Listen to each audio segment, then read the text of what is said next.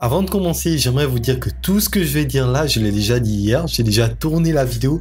J'avais tout rangé, pratiquement tout rangé. J'étais vraiment content. Je check la vidéo est bonne, la capture d'écran est bonne et le micro, lui, n'enregistrait pas.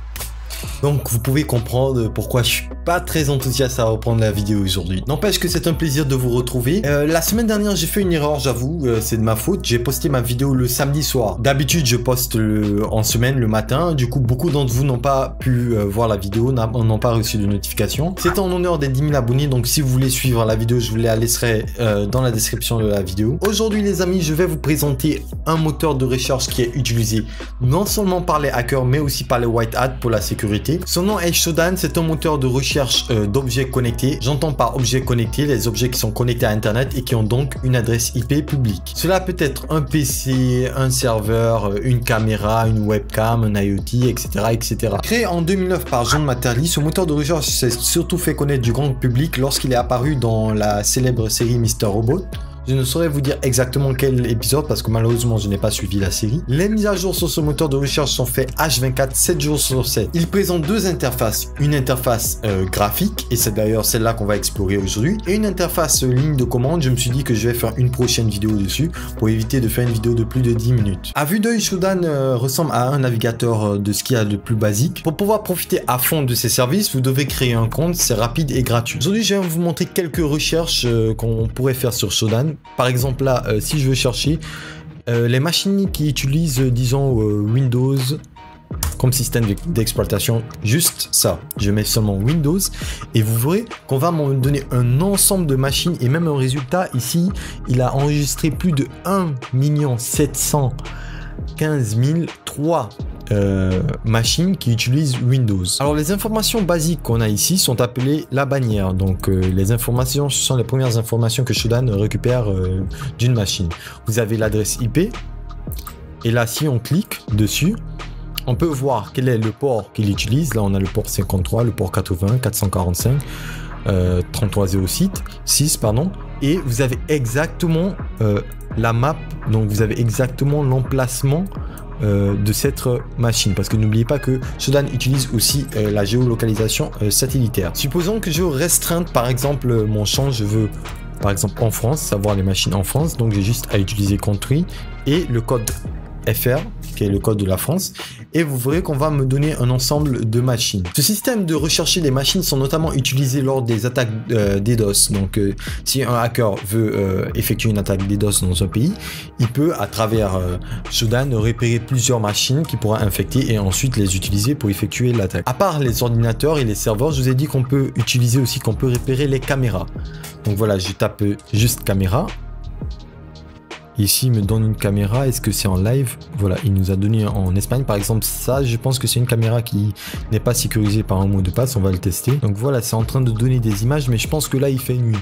Donc la caméra n'a pas de mot de passe. Après, supposons que je veux une caméra qui soit à Paris, par exemple. Voilà, je mets City et je mets Paris. Ce qui est dangereux, c'est que même les voleurs peuvent utiliser ce système. Par exemple, ils peuvent utiliser une ruelle sur Paris qui voudrait espionner pour voir comment ça se passe. Donc là, il a un accès facile, il a l'adresse IP, il a la géolocalisation, il a le maximum d'informations. Et même s'il y a un mot de passe pour certains, je suis sûr qu'une simple attaque brute force et vous pouvez découvrir le mot de passe. Parce que généralement pour les caméras et tout ce qui est routeur par exemple, les gens n'utilisent pas des mots de passe complexes, ils utilisent juste des petits mots.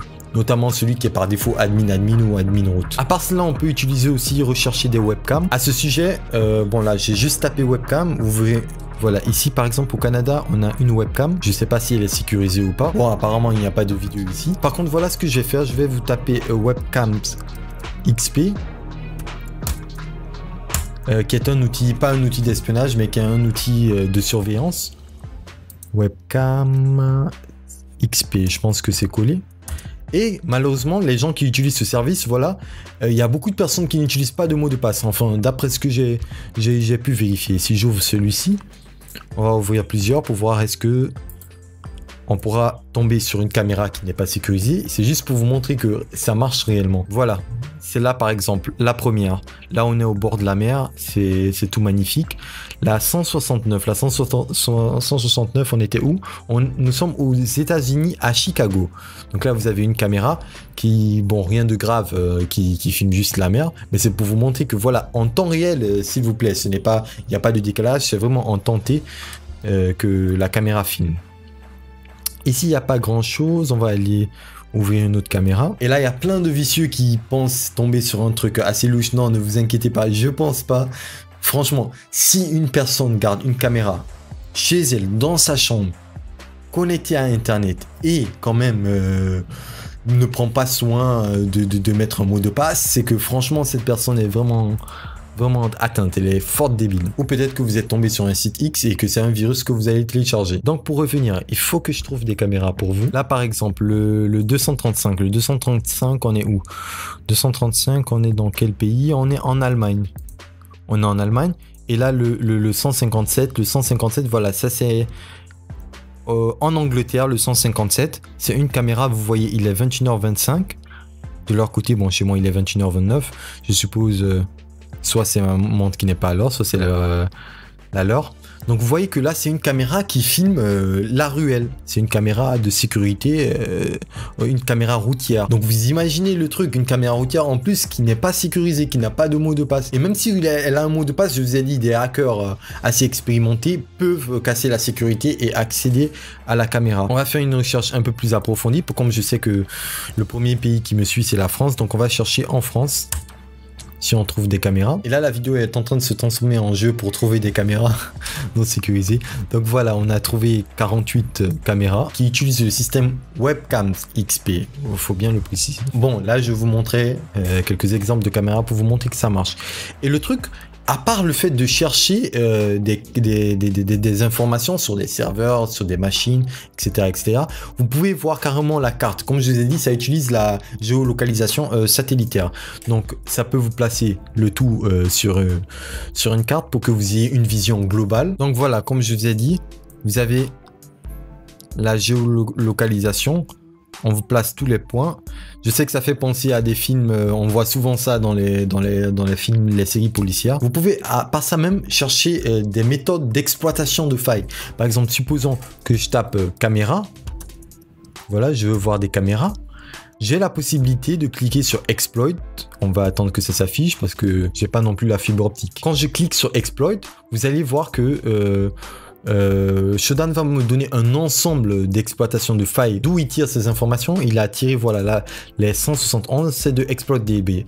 Vous connaissez, je vous ai déjà parlé de ExploitDB et les 3 résultats de Metasploit. C'est le moteur de recherche classé comme étant le plus dangereux au monde. Donc ce n'est pas un putaclic que j'ai utilisé dans le titre, c'est le moteur de recherche à connaître. On peut aussi utiliser des titres, savoir par exemple si je veux connaître des sites, disons des sites qui ont été hackés et dont les scripts qu'ils disent ont laissé hacked by, parce que je sais que c'est la première des choses qu'ils font lorsqu'ils hackent un site, ils sont fiers de laisser leurs traces. Voilà, vous avez un ensemble de sites hacked by Kazami, on va l'ouvrir pour voir quelle trace. Hacked by Tracer, Ghost Hacker Team, le gars s'est carrément pris pour je sais pas moi, un Anonymous. Là nous avons un site qui a été hacké par Jokes.org, un autre qui a été hacké par Muslim Hackers. Donc, à part le fait que déjà, aujourd'hui, c'est chaud en Occident de dire qu'on est musulman avec tous les attentats qu'il y a eu, toi, tu hackes un site et tu mets Muslim Hackers. Mais à quoi tu penses, espèce de petit con, va? Le truc qui est dingue, je vous assure, c'est que les Arabes, on est très fort. Enfin, je suis libanais, mais on a des origines arabes. On est très fort dans le domaine du piratage. Et si on ouvre d'autres sites, je suis sûr que vous verrez plein de traces laissées par des Arabes. Même au Maroc, à Casablanca par exemple, on a un quartier qui s'appelle Derbalef. Pour les Kazaouis, ils le connaissent. C'est un quartier dédié qu'aux pirates. Quand je dis pirates, c'est de la piraterie. Ils font des ordinateurs, des montres, des lunettes, des hackers aussi informatiques. C'est vraiment un quartier qu'il faut connaître, qui est très intéressant. Je suis sûr qu'on va trouver un Marocain dans tout ça. Ça a été hacké par qui? Hacked by Spy Team. Alors lui, il est très fort. Lui, non seulement il laisse son site internet, on va essayer de visiter après, il nous laisse même son adresse email. C'est pas un hacker malin. Je pense pas que toi tu sois intelligent. Tu me laisses ton hotmail en plus. Ah, depuis 2009 quand même. Hein. Donc voilà les amis, c'est juste pour vous montrer quelques recherches que vous pouvez effectuer sur Shodan. Il y en a plusieurs. Je vais vous laisser d'ailleurs le manuel d'utilisation de Shodan dans la description de la vidéo. Il fait à peu près 97 pages, donc il n'est pas long. Pour ceux qui sont intéressés, vous pouvez lire. C'est important de le lire et comprendre comment Shodan fonctionne à l'arrière. La partie ligne de commande, je vous ferai sur une autre vidéo, je vous promets. Si cette vidéo vous a plu, hackez-moi les pouces bleus, laissez-moi vos impressions en commentaire. En même temps, il est pratiquement 22 h, je dois pas tarder à dormir. Je sais, je le dis tout le temps dans mes vidéos. C'est vrai que j'ai pas parlé de ma coupe, oui, j'ai changé de couleur. Dites-moi si ça me va, si ça me va pas, en commentaire, ça fait plaisir. J'aimerais avoir votre avis aussi. Sur ce, je vous dis à la semaine prochaine les amis. Si vous venez nous rejoindre, abonnez-vous à la chaîne. Ciao!